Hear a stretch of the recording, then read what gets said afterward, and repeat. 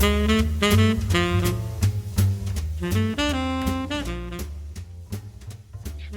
there, Olia. Welcome. Hello, thank you for having me. Thank you for being here. And you know what's so fun is we just finished an IG Live, and listeners, I will have a link to that in the show notes. And it was so fun to just talk about like getting started as a ballerina as an adult, which is not easy. Absolutely. Such a joy to have you on my side of my little corner on Instagram. Yes, well, it's a big corner. It's a fun corner. You do a lot of good stuff out there. Thanks. So, on the IG Live, of course, like I shared how we met. And I thought it'd be fun if you shared how we met, what your recollection is, because you may not remember my slanted floor or the random things that I shared. I remember everything, I can assure you of that. We met about less than a year ago, actually, on Instagram. You booked a package of six private lessons with me, and we worked on your beautiful, like a fairy variation. And I had the honor to help you just clear all the details a little bit. And as I suspected, when you submitted your introductory video, it was such a pleasure to work with you. I remember actually, because for me, I mean, people, as a teacher, you don't always, people just assume that, okay, you know what you're doing, like you've done this before. But actually, when you get to meet a new student, I always get a little bit nervous because you don't know what it's going to be like. You don't know what we're going to have chemistry, because we're human, right? So, and I remember watching the video and I felt this I remember smiling. It's just made me smile. And I thought, oh, I could see how you love ballet, how much you wanted to be so expressive. I saw this elegance and I just thought, I just need to kind of bring this all out. And I just remembered, oh, phew, good, you know.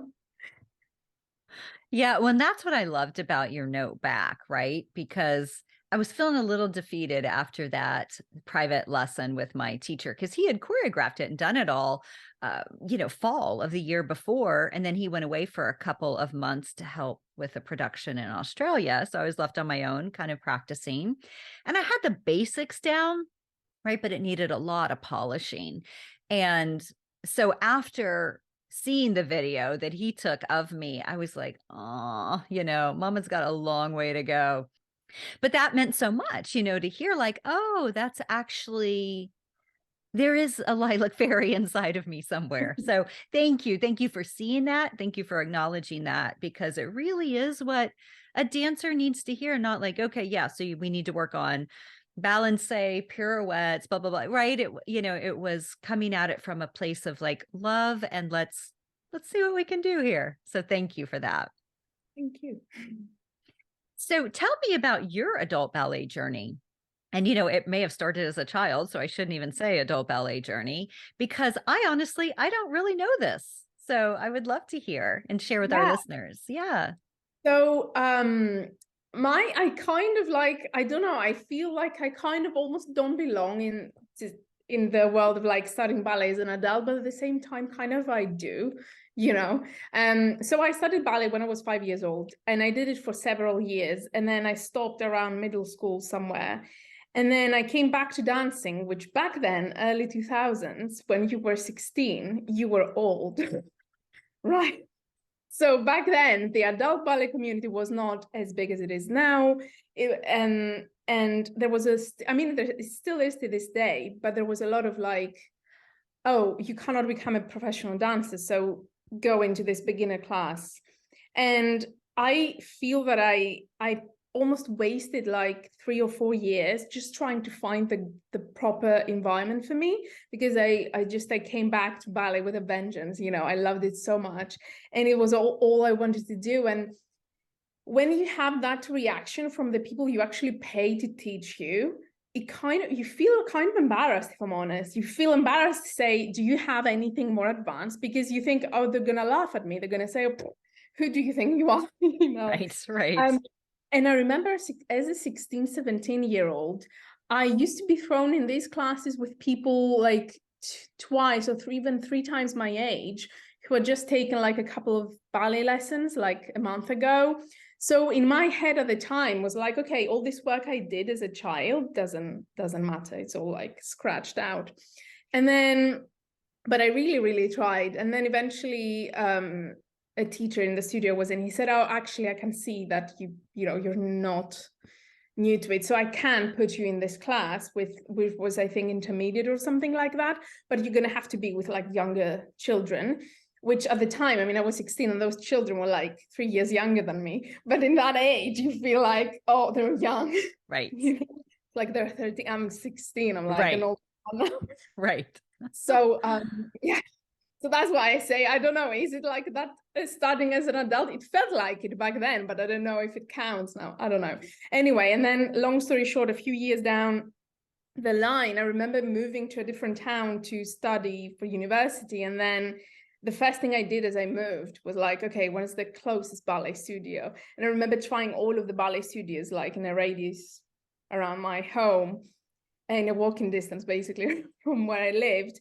And I picked one that just felt more. And that teacher, actually, still to this day, probably she's the one person I should thank for me being a ballet teacher right now, because after being there for a year and a half, she said to me, Olia, why? I know you're studying at a university and everything, but why are you not doing the teaching? Why are you not going down the teaching route, the teaching diploma sort of thing? And I was like, me? And she said, I can see something in you. I think you'd be a great teacher. And she said, I can see how much you love it, because I was there like every day. I spent more time in the ballet studio than my university at the time. So she was the first person that made me think, oh, maybe this is not so like an unachievable dream for me. Maybe I can actually do something. And after that, I just went down that route. And I spent the next 3 years or so, I enrolled in a teaching course, and I was doing basically full-time dance training and dance teaching training and taking exams and all that good stuff. So, yeah. Where'd you do that? Because I know you've lived all over. Yeah, all of that happened in Greece. So Greece, okay.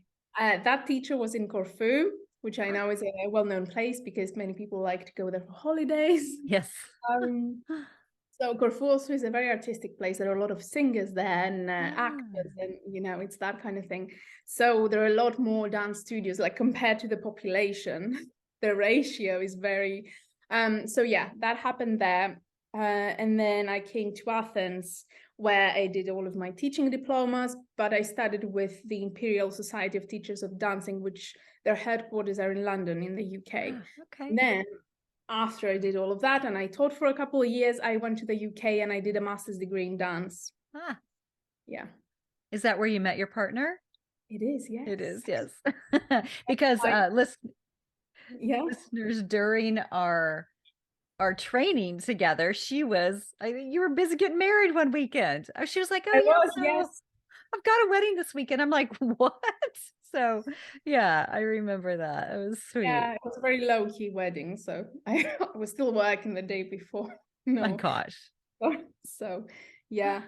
Yeah, I went there for 1 year to do my master's degree, and then I met my now husband, and I stayed there for another 5 years. So I know I brought him here to Greece with me. So. Beautiful. Beautiful. Well, and listeners, I am sipping Swan Lake tea in honor of today's chat. And it's so yummy because it's from France, and it's green tea with violet and rose, which are like two of my favorite things. So, have a cup of tea if you would like, as you are listening. Now, the piece too that I want to tap into, which I know is not easy, is quite hard, is I know that you recently lost your mother. And grief is so all-consuming, and I'm just wondering for you, like, how are you navigating grief, especially when you need to show up to teach, right? Or you need to show up to dance. Sometimes it can be hard to show up when you're grieving, but then yet I wonder if it also can be therapeutic for you. It's definitely therapeutic. Actually, I only stopped. So I lost my mom early September. And I actually, that's the reason why I'm in Greece right now, because my mom was diagnosed with a type of cancer. And it was, from the beginning, we knew what was going to happen. So grief for me, I'm still going through it, and I still feel that it's kind of very recent. And, I don't feel that I'm past it. But I also went through 2 years of a lot of anticipatory grief, just because I knew what was going to happen. And unfortunately, when someone you love so much is in that situation, and every time you go to the doctor and you came back with a worse result than it was the time before.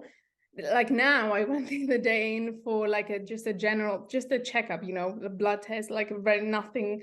And I started feeling like this anxiety in my chest, and I started like breathing heavily. And I went there with my husband, and he came out of his appointment and he said, all good, everything was great. And I remember this like relief just coming out from every cell of my body. And in that traumatic all of that was. And it's not just the thing that you're going through, it's also how it affects all of your aspects of your life. So for me, because I'm kind of, dance has always been healing for me since I was a kid.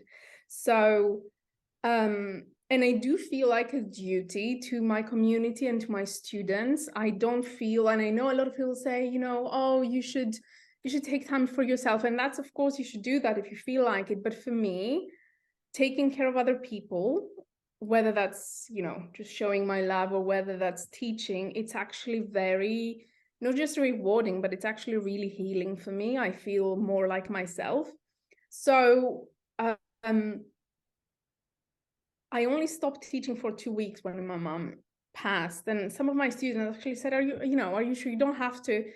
And I remember thinking the first week of lessons, those times that I was actually in the studio teaching were the only times I felt more like me, if that makes sense. It were the only times that felt like a little bit of joy, a little bit of, there's still stuff in the world, there's still beautiful things in the world that they're worth seeing, yeah. I mean, that might sound cheesy, but yeah, that's for me. I mean, dancing is one thing, but teaching for me is more. And with dancing, something that, if I can share that, something that I didn't expect. I would never actually think of that. Like if you asked me 3 years ago, it would never even cross my mind. That joy that you feel when you're dancing, and that you can express. And I have in my life, I have cried many times dancing because of the music, but at this point of my life, I found myself actually dancing less. And I'd always try to, like, I have my planner here. I'd always like try to make time for it. And I did it, but it wasn't like consistent. I used to be the person who would be like in my space. Now I'm lucky enough to have a home studio, but before that I'd be in my living room, always doing something. And I mean, for the past 2 years, I didn't really question it. I just thought, life is hectic, life is all over the place. I never know, like my phone rings and I never know what I'm gonna hear. So, I kind of like pushed it away, and I just thought, well, eventually I will get back into it. But now trying to go back, and now that my life, I mean, I'm still going through the grief, but now I don't get like sudden news or anything like that. Thankfully, it's a bit calmer. And however, I still find it hard. And one day I realized that I felt a little bit guilty. I was in my home studio and I was just taking a ballet class for myself, and I felt a little bit. And then I did a CBT session, a cognitive behavioral therapy on grief. And one of the things that came in that was that sometimes when we do things that please us, we feel guilty because you feel like I shouldn't be enjoying life when I have lost this very important person to me. So now with dancing, I'm trying to find that connection that it's, it's not wrong for me to keep enjoying ballet. It's and it's one thing, it's what my mom would want me to do, but also I'm just trying to kind of I don't know, to bring that balance again, I suppose. I'm not through it completely, but I'm getting there. Yeah, yeah. Well, it's interesting what you say of like, you took 2 weeks off, and then when you came back to it, it's like it's almost like life felt a little normal again, even though you knew, like, your Yeah. mother was gone, you're still in your body processing all the grief. But in that moment, you could actually pretend or feel like a little more normal, And that's so important for people when they're grieving to, I mean, you do need to take the time, and I'm glad you're able to take 2 weeks, but to continue moving, whether or not it's dance, but also going to work or going to the grocery store, going about life, because it helps life feel just a little more normal, and to, of course, feel the feelings. We need to do that. And I really think of, and you read this, right, that grief, it comes in waves, and I'm sure you've experienced this where it's like some days you're like, I feel pretty good. And then, something will trigger a memory. And then it's like, oh, it hits. Yeah. I hear a lot of people saying that. I can't say that I understand or I relate to that 100%, but that's probably because for me it's still quite recent. It's Mhm. probably too soon. I wouldn't say that there are days, but there are definitely hours. Yes, yes. I go through the working day. Like I actually I've been working a lot, which is something that keeps me. So during those times, I kind of feel like you said, you feel kind of normal. You do the things that you always know how to do. You just and then it will be something. And usually the things that trigger us is not like some people. When you lose someone, people sometimes are reluctant to ask because they don't want to upset you. And it's never, for me, it's never upsetting someone talking to me about my mom at all. Quite the opposite, actually. It's nice to hear that people still remember her, Mhm. but it's completely random things that will just make you really emotional. And yeah, I don't know. I find that very interesting that, I could be talking about her for hours, like with just normal and laughing and, remember like silly, funny things. And then something really insignificant, you see a picture or you see like a text or something, and it's like, oh, yeah. Totally. Yeah. And that's, and you're right. Yeah. Days probably not, doesn't fit. It's more like moments, maybe, as you say, hours, but maybe even just like moments, where you're like, oh, things feel, I feel like okay at the moment. But then yeah, but then you have, something that comes up. And the beauty about dance, and, it sounds like this was your experience with it, is it allowed you to, because we hold so much in our body, like the grief in particular, like so much is held inside, so it allowed you to kind of like move through and into it. Mm, yeah, definitely dancing is one thing that makes you feel all of your body, which for most people, we spend most of our days being here, being behind your eyes, sort of thing, especially if you're working in an office or something like that. And then with dancing, you can feel your little toe, you can feel the back of your right hip, you can feel all the Mhm. little things. And I find that beautiful, and I find that's really grounding in a way. You I don't know, you experience yourself in a different way. Yes. Yeah, absolutely. And I mean, you're so right. It's funny. Whenever we think about our heads, right, versus our body. I remember being in a mindfulness workshop once, and the teacher was like, yeah, I just kind of always thought my body was here just to carry my head around. Do you know what I mean? It's just like, and he was like, then I realized like there's a lot, that you can learn from your body. So I appreciate what you're saying about that. Mm. Is there anything else? And I'm just looking over at my notes. I feel like, what are you looking at?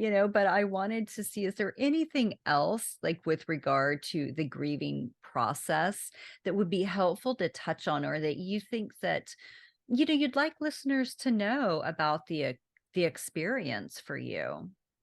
Yeah.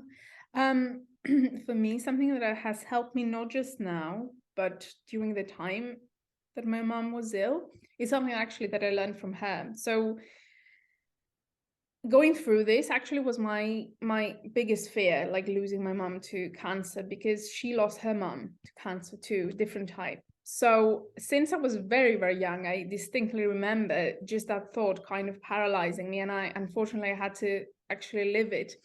But something that I always remember is that when my mom was going through that same thing, every day she'd wake up and she'd say, thank you, God, I still have my mom for one more day, although she knew that her mom was going to pass away eventually. And I remember thinking when she told me that how strong must you be to think that? I don't think I could do that, you know.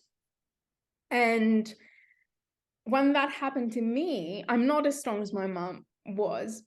I couldn't exactly be that sort of, you know, positive about it, but I still, every morning I would write down 3 things that I'm grateful for. And that included, you know, my mom still being here, my husband, my people, like my brother, my dad, all the people that are, you know, because I feel that in moments like this, it's so easy to kind of lose sight of everything else that's going on around you and just focus on the negative or the bad thing that's happening and think, why is this happening to me? Why? And it feels as if the world is kind of against you. So, and I keeping that in mind, all the things that are still good, like my job, I was so grateful that I could work for myself. I could do the thing that I love the most. And I wasn't, because I know other people who were stuck in a job they hated and they had to deal with a boss that they hated. I didn't have any of that. So keeping reminding myself of all of these good things I had in my life really, really helped then and still now. I mean, I still do that. I'm so glad that you kept that practice going, right? Because the data shows that it's so important. We have what's called a negativity bias, where, you know, it's like all we notice is what's wrong, what's missing, right? And it's just we're wired that way. And so you have to really force yourself to like see what's going well, what's good, and to acknowledge that. So thank you for sharing that, because I do think that that is really really helpful, I mean, all the time, but particularly as you're navigating grief. Yeah. You know, one thing that I wanted to ask you about, and I realized like this would have been interesting for the IG Live, but I think this is interesting just in general, is do you set, like, as you were talking about gratitude, I was just thinking, oh, you know, that's such an important kind of thing for us. And we're early in the year and a lot of people are setting goals and dreams.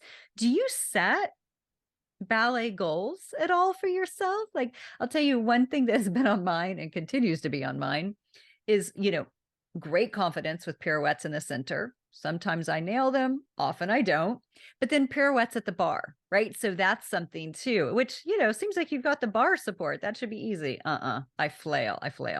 And so I'm curious, do you set, you know, ballet goals for yourself, whether or not it's with teaching or in your own dance?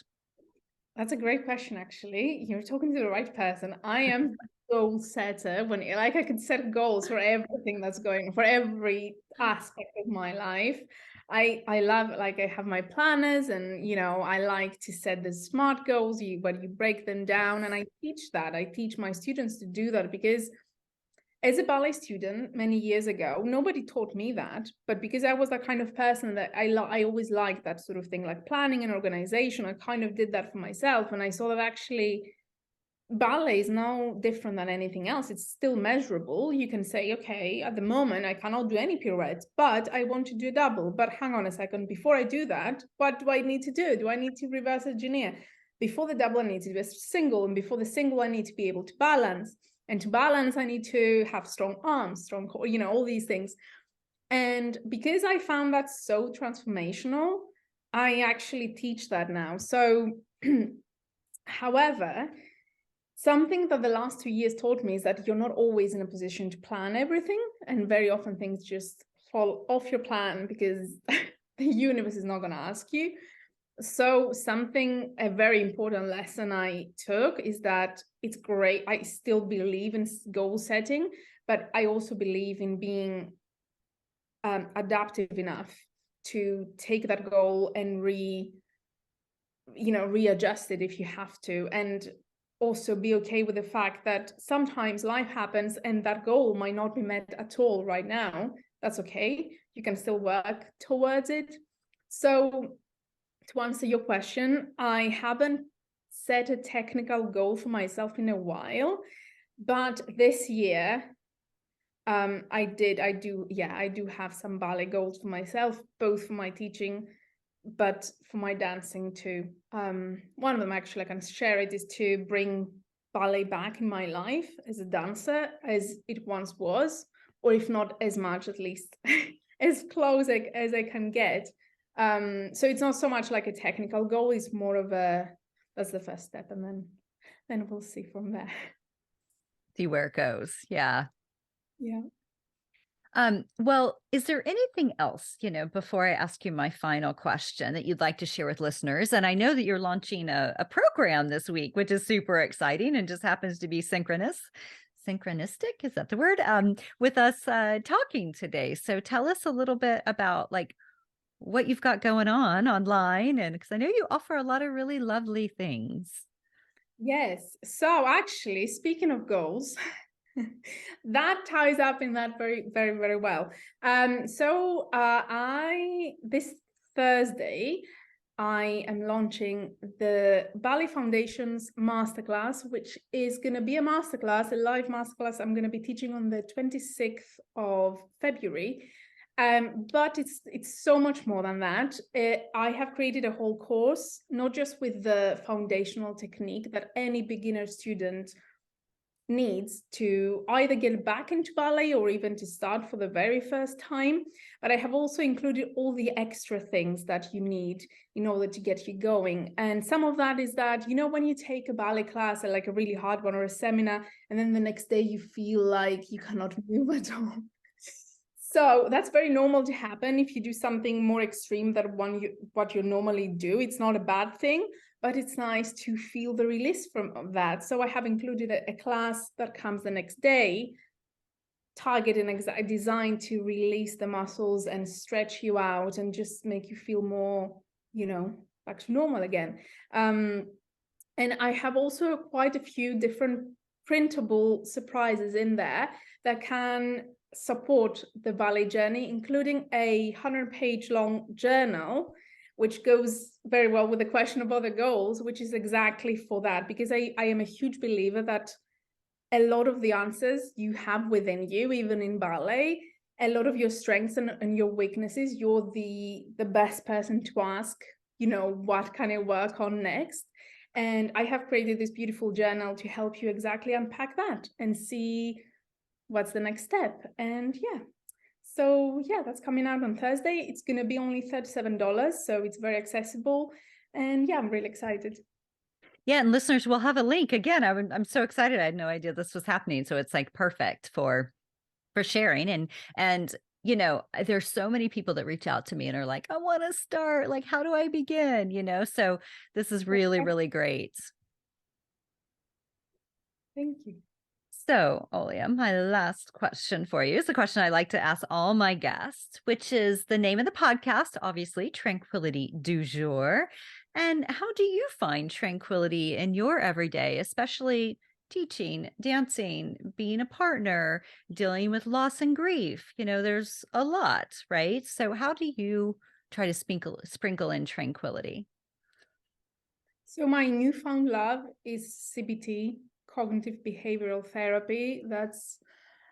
I've tried many things before, many meditation, all of that is great, but nothing grounds me more than even a 10-minute session where I can, follow a session and just stay with my thoughts. And that's my number one thing that I do right now.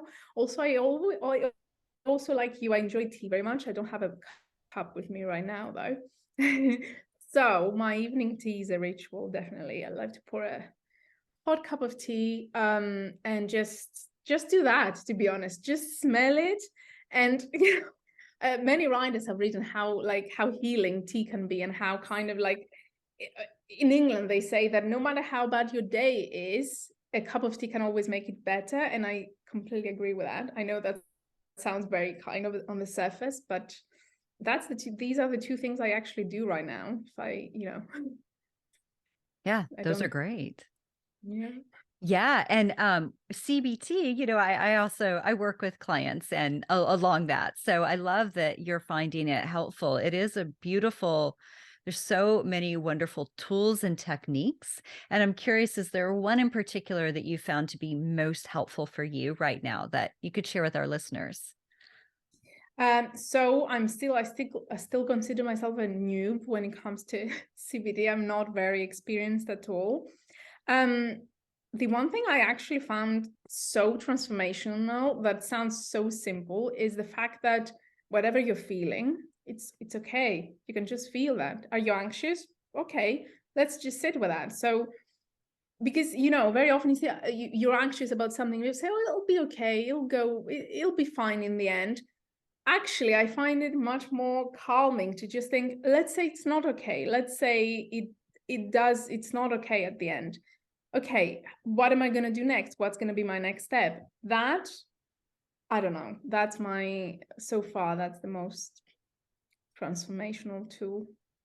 It's a great tool. And what you just said, how people be like, oh, everything it'll work out. That's called like what, toxic positivity, which I don't know if you've heard of that, right? And then or it was God's will, or all these sorts of things. You're like, I know you're trying to help, but it's not helping.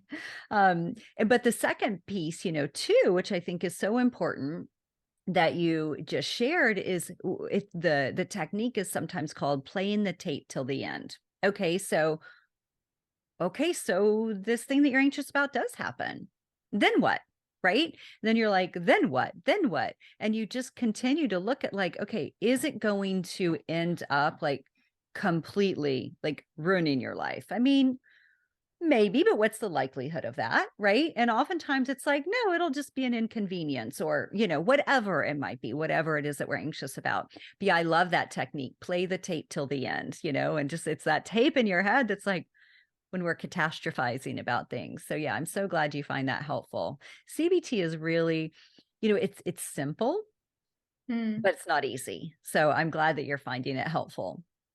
Thank you. Yes, definitely. Then for me also, because I'm not very much of a kind of woo person, I Yeah. don't, I find it very hard to believe in things that they're just too out there.